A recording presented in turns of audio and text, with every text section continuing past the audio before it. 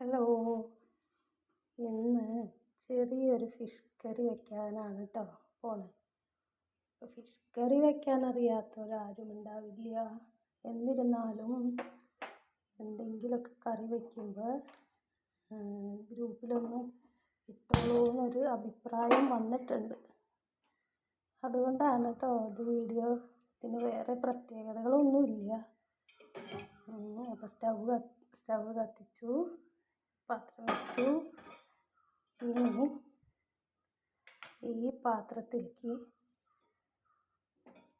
ഇത് തേങ്ങ, മുളക് പൊടി, മഞ്ഞൾപ്പൊടി എല്ലാം കൂടി മിക്സിയിൽ അരിച്ചെടുത്തതാണ് കേട്ടോ. ഇത് ഇതിലേക്ക് ഒഴിക്കുകയാണ്.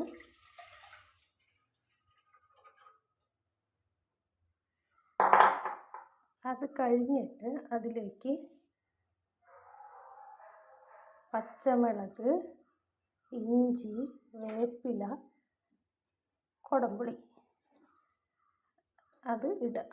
ചെറിയ കഷ്ണം ഇഞ്ചി, ഒരു 2 പച്ചമുളക്, കുറച്ച് മതി കുടംപുളി. എന്താണെന്ന് വെച്ചാൽ ഈ ഒരു ചെറിയ മീനല്ലേ, അപ്പം അതുകൊണ്ട് ഇത് നല്ലപോലെ ഒന്ന് തിളച്ച് ഒന്ന് കുറുകി ചാറ് ഒന്ന് ചെറുതായിട്ടൊന്ന് വറ്റണം.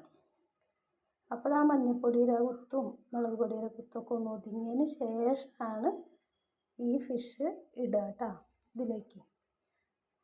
ഉപ്പിട്ടിട്ടില്ല, ഉപ്പിടാം. അതിന് ശേഷമാണ് ഈ അരിഞ്ഞ് വെച്ചിരിക്കുന്ന ഉള്ളി കാച്ചി ഒഴിക്കും. ഇതിൻ്റെ പ്രത്യേകത ഇത് മാത്രമേ ഉള്ളൂ.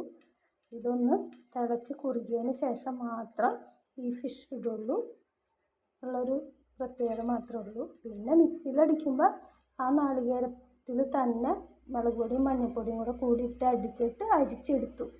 ഈ 2 കാര്യം മാത്രമേ ഇതിൽ പ്രത്യേകമായിട്ട് ചെയ്തിട്ടുള്ളൂ കേട്ടോ.